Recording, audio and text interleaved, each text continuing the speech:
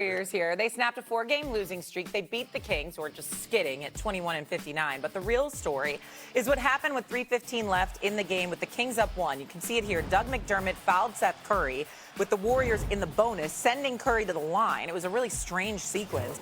And then it led to Draymond Green saying just something's not right here post-game. Listen.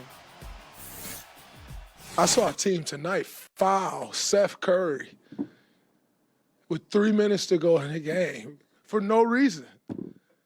In the penalty. I get fined when I do wrong. Just fine the hell out of people. You know, we love taking money from players. Keep fining the teams. I've seen 2 fines. And we all know everybody tanking. But you've seen 2 fines. If it was players, we snatched that money in a heartbeat. Why isn't it the same? And we see 12 teams tanking. We've seen 2 fines. My math serves me correctly. That's 10 that ain't been fined. Just some quick math. It could be wrong, so don't judge me if it's wrong. But we're going to keep that same energy when it comes to teams, when it comes to officials, when it comes to everybody but players. We don't keep that same energy. But it's a players' league. All right, so Draymond is referring to the fines that were given out for manipulating the integrity of the game. We remember this a couple of months ago. His math is correct. 12 minus 10 is indeed 2 fines that were handed out by the NBA. What is the solution to tanking? Is Draymond Green right here? Well, listen, we've discussed the solutions to tanking. There's a bevy of ideas that they could come up with, and we've addressed that. As it pertains to Draymond Green's words, he's 1,000% right. He's absolutely right in pointing out what he pointed out. What did he say? He sat up there and said, we know there's tanking going on. Why is it that players are the primary ones being fined? We've even seen the commissioner, Adam Silver, basically have a press conference talking about it's something that we need to address and it's something that we intend to address. So clearly it's dissuasive measures that are being entertained in an effort to stop the tanking. And he's talking about the teams, not the players, because when it comes to tanking, it's about the teams. It's not about the players. The players are doing what they're told to do. We all know this, okay? From an organizational perspective, it's coming right on down. When you talk about player participation, player activity, sometimes it's player load management and stuff like that, and we're looking at that, and it's shameful. Sometimes it's invoked and provoked by the team. You know, your strength and conditioning coach, your medical staff. You got the coaches on camera telling us they're at the mercy of these guys. J.J. Redick, just a couple of weeks ago, sooner than that, when Luka Doncic got hurt, what did he say? He said he was examined at the time by the medical staff, and they gave the okay for him to play in the second half. We've seen other situations in Milwaukee with Doc Rivers. I'm in the middle of this. We really have no control, but I'm the one up here in front of the camera having to answer this question. But this is about Giannis and essentially the medical staff and orders coming down from up top. The game is changing. The world of analytics has taken over. You have owners who want to appear knowledgeable, and as a result, hire data analysts and people like that who speak their language to run their organizations, so they're communicating with owners and speaking their language, got the owners thinking they know just as much basketball as everybody else. And you're imposing your will upon people who are subordinates that work for you, obviously, to get them to do what they're doing. Somebody like Draymond is tacitly, if not directly, pointing this kind of stuff out and saying it's supposed to be a players' league, but there's stuff going on that the players are being influenced by and they're being ordered essentially to do, and nobody is finding these guys and nobody is talking about these guys. All anybody wants to talk about is the players.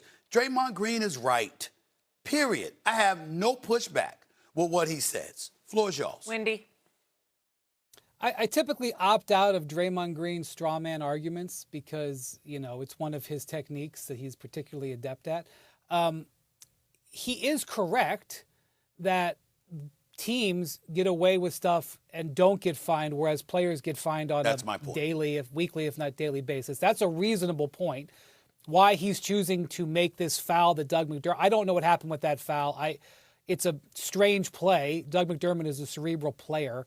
He's probably going to be a coach like his father was. I don't know what happened with that play, but Draymond is correct that those fines that Adam Silver handed down and then quit fining teams who are doing things way more egregious, that absolutely is strange. I agree. I will just say that we are in a time right now where the entire NBA, and I'm talking about the league office, players themselves, coaches for sure, and the executives are just trying to get to the finish line. They're trying to whistle their way past the graveyard because I'm telling you, night in and night out, there are things happening in games that if you are paying attention will have you slap your head. There is crazy stuff happening in this league outside the top teams, night to night. And if you take a point-by-point look at it, what happened with this Doug McDermott thing wouldn't rank in the top 100 of things that I've seen in the last month. So, yes, it's a problem. Yes, they got to do something about it. No, I'm not sure what they're going to do. Yes, a lot of people are guilty, and that's the way it is. And if you want to have this conversation, we can have it. But I'm going to tell you, I'm going to do largely what the rest of the league is going to do. I'm going to whistle and try to get to the playoffs, because if you spend more time analyzing this, it's going to drive you crazy. I promise you.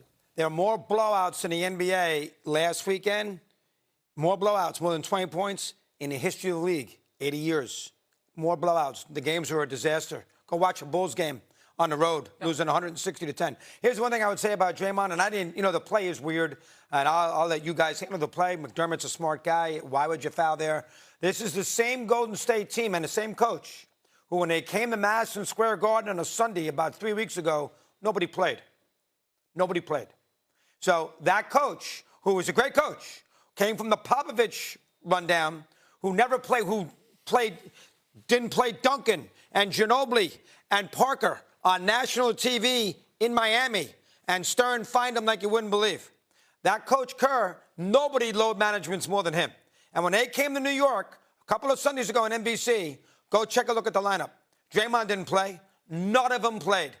It was a disaster. It was an embarrassment to the league. So I understand his point last night. That was terrible what the Kings did. But the Warriors are a team that can't say anything about anybody else based on what they do.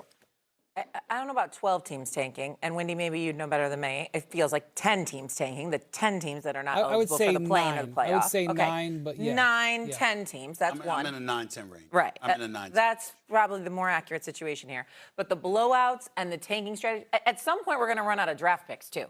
Like, I know we got the lottery, but beyond you just have all these teams tanking for lottery picks. Like, you used to tank for the number 1 or number 2 pick. That's what we see sometimes in the NFL.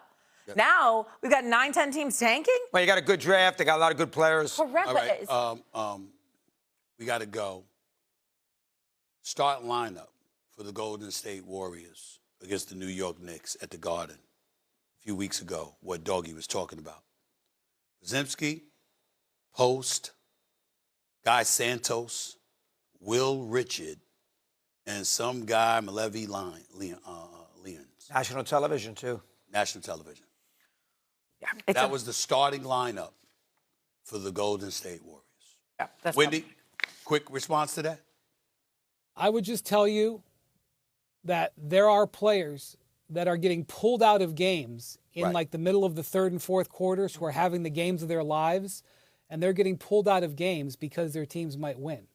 They're getting it's the incentive structure is wild. Absolutely. In fact, poor Bryce Sensabaugh from the Utah Jazz is having an incredible day. They played the Thunder the other day, and he was thrilled. You want to know why? Because he was allowed to play 40 minutes. He keeps scoring 20 points in 20 minutes. He finally got to play 40 minutes because his team had no chance of winning. He scored 34. The whole thing is upside down right now. That's terrible. All right, Wendy, thank you. Coming up, more details continue